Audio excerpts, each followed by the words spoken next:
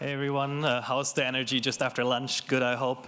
I'm going to talk a little bit about numbers, analytics, stuff that if you're a publisher, you know that you should be doing already. If you're a developer, self-publishing or not, you should probably be thinking about more. Just a little bit about myself. Been in the games industry for about 12 years now, working always in some kind of like free-to-play games on the PC and the mobile for a while.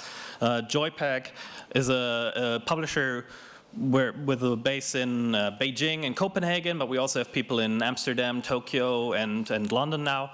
And while we focused mostly on publishing games in the Asian markets in the last year, we're now getting more into global publishing as well. In Asia, specifically China, we've been very successful last year, and a lot of the numbers we're seeing today are coming from that. But I'm also trying to show you some comparisons of data that we've seen in the West versus Asia specifically. So first of all, to analyze stuff, you have to collect data.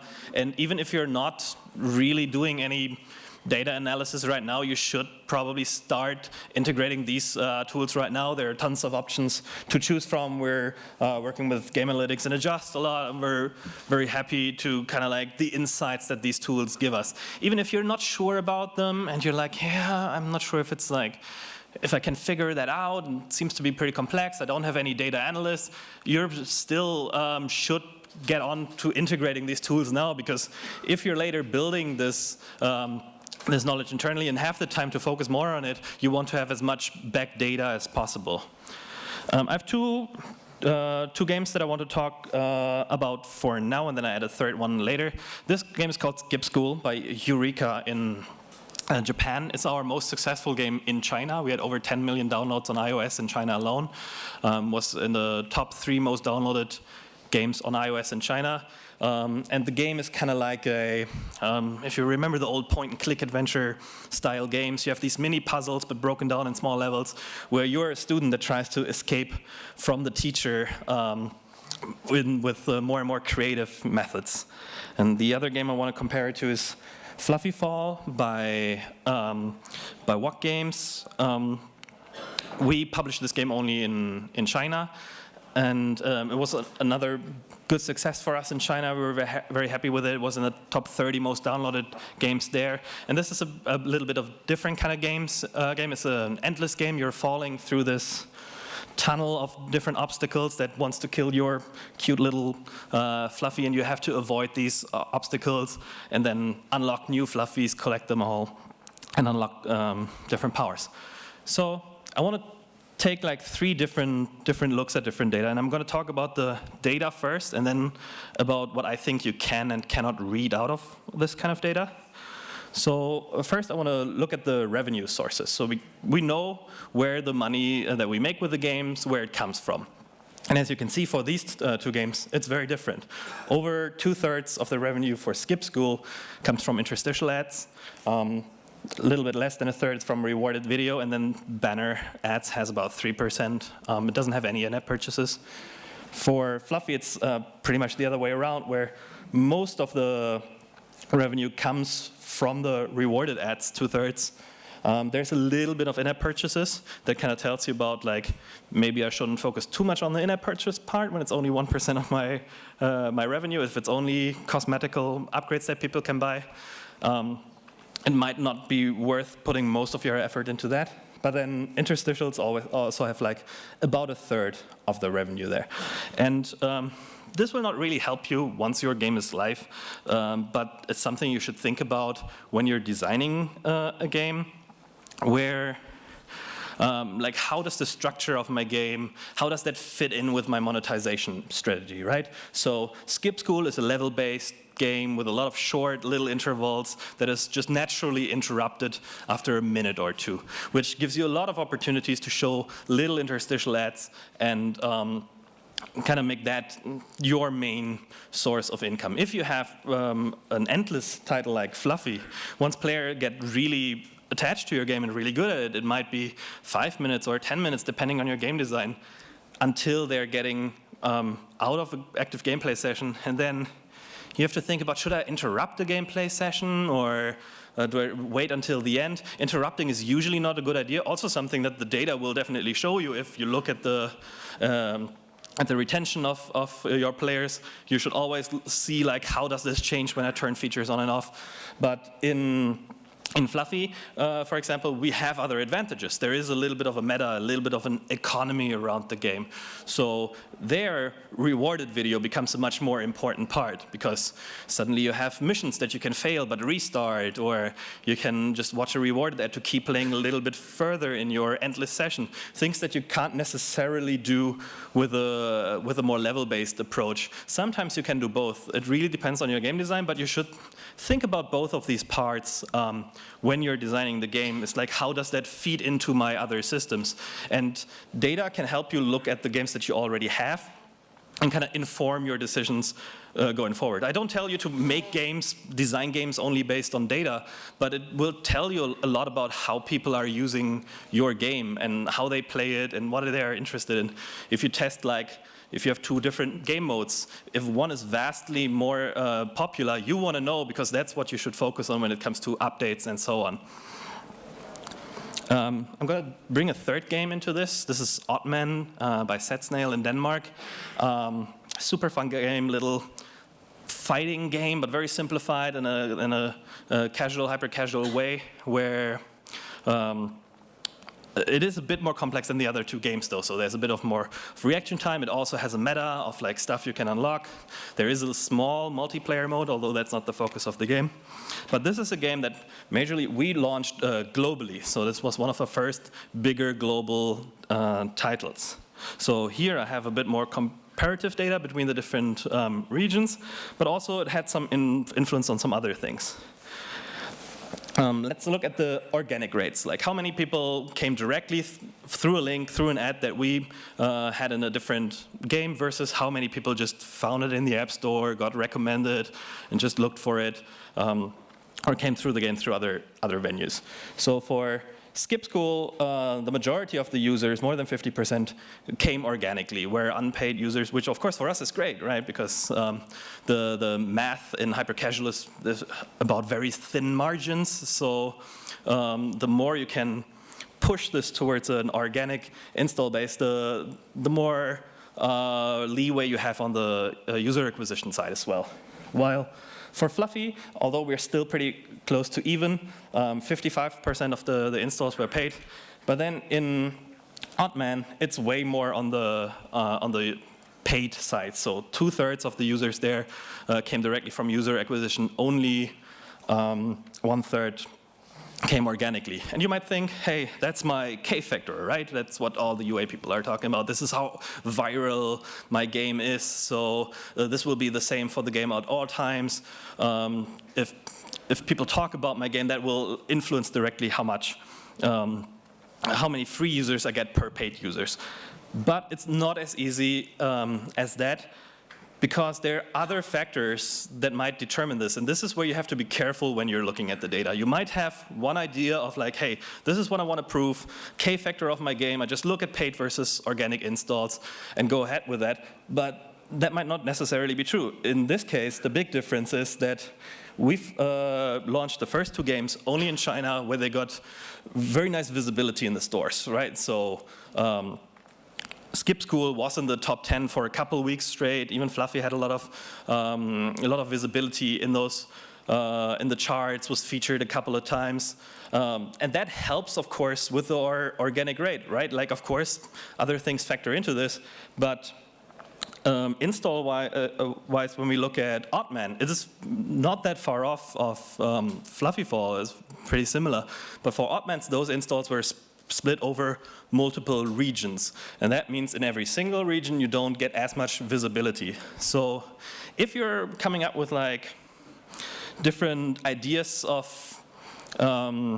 different concepts that you want to prove with your data, always try to like put what is another reason that this might happen? Like, what did I not think about? You always have to try to prove yourself wrong as well. And the third example, I want to look at the impression versus install ratio. So this is fairly similar. So for 57% of the impressions for our ads in China, we get 54% of the installs from there.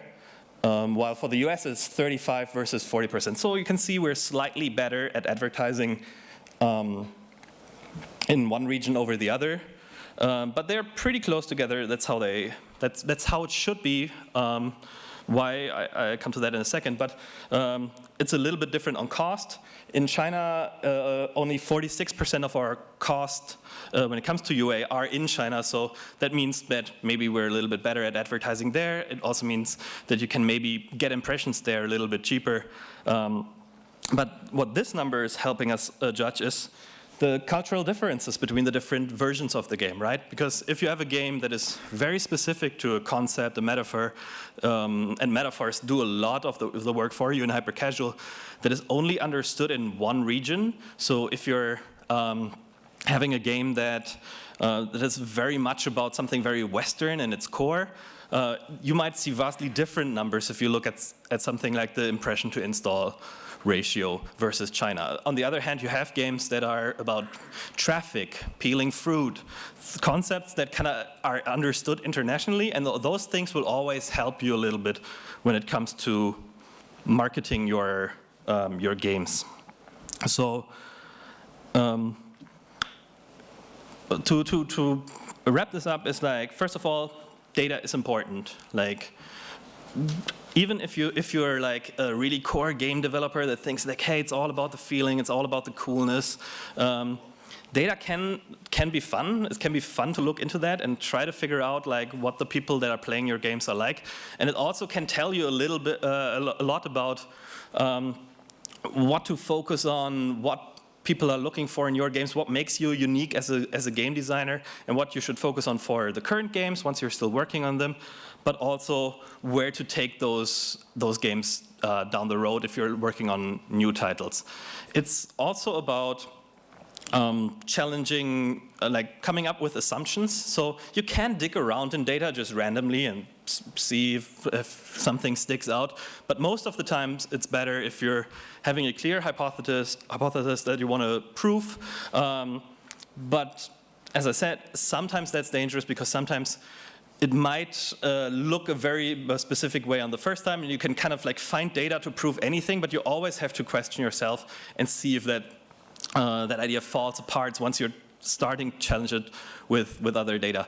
And this is only like a short overview, mostly on the marketing side, but once you're going into the game side, you can dig much deeper. You can have specific tracking points after, you should, for example, have a tracking point after your tutorial. How many of the players that come in drop out during the tutorial? It can be a huge amount of people, and then maybe you're teaching the players the game the wrong way. So it is very much connected with marketing and game design. So bring those people together, especially if you have a data analyst. You have to get these people to talk, and you have to kind of like build up your hypothesis and then work into that to see which ones hold up to scrutiny and which ones fall apart once you're questioning yourself. And this is pretty much it. I'm trying to keep it short. Thank you very much. But we do have time for questions. So if you guys want to ask.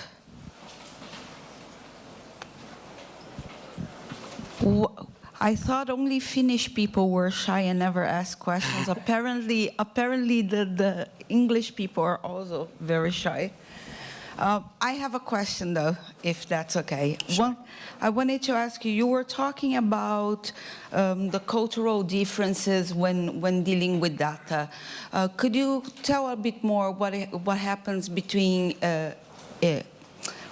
Asia and China and Western countries when it comes to user retention and more on the design side a little bit? Sure. It really depends on the style of game that you have. In hypercasual, I think people are more afraid than they should be when it comes to the cultural differences. You don't have to redesign your game and make everything look red and have menus that are full of stuff for your hypercasual game to work in China. Sometimes there are reasons for that. If you look at a mid-core game, you see tons of different kind of like modes and options on the screen, which goes along with the kind of the way that people play the games there. So they want to see the depth of the content pretty much from the beginning.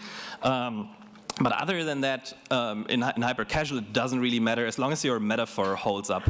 And that, I think, goes globally, where don't make a game about racing if it's hyper-casual, make a game about traffic. So like, both have cars, but one is very universally understood, while one is more specific. And of course, there are some exceptions, right? In China, you see a lot of games that are based on Chinese history and folklore, and those don't work that well in the West, and sometimes it's the other way around. But if you have like a hyper-casual, which is very much down to the core gameplay and the fun base experience, you don't really have to worry about changing that too much. And it's the retention the same. I mean, like, I kind of have a feeling that the Chinese, if they love you right away. If they hate you, they are not going to be another 2 minutes on your game. That is true, yeah. There is a difference in retention. There we see that Western players are a little bit more sticky when it comes to these kind of games in general. In China, like, virality has a huge impact on that, though. So once you're established in the charts and once people start talking about it, you will see a lot of like stuff coming from that. And sometimes it happens randomly. I've seen that with mobile games. I've seen that with Steam games, that the community just discovered a game and suddenly it went through the charts and people went crazy, even though it wasn't officially released in China. And in those games, they're incredibly sticky. Yay. Hello, I just need to break the stereotype that Finnish people don't ask questions. But in another talk, they were talking that hyper-casual games have it easier to enter the Chinese market because the government licenses aren't like as strict with the games that you only monetize with ads.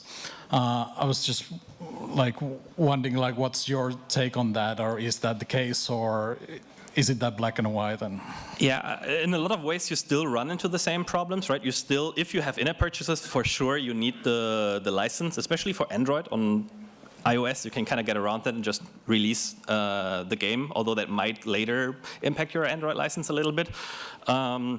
So yes, you can. One theory is just remove all of the in-app purchases and go straight up ad monetized. That works.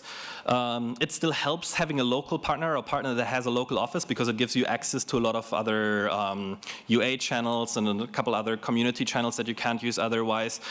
I think for iOS, though, I think people should focus more on iOS. iOS is much stronger in China. Yes, there are millions and hundreds of millions of Android devices, but a Chinese iOS user behaves very closely when it comes to spending, eCPMs, to a US iOS user, while an Android user is a completely different story. But there, you really have to go for mass. But going for mass also means you have to have somebody who talks to all the different Android stores, because you don't have Google Play, so you want to be on at least 8, if not 10 or 12 of them.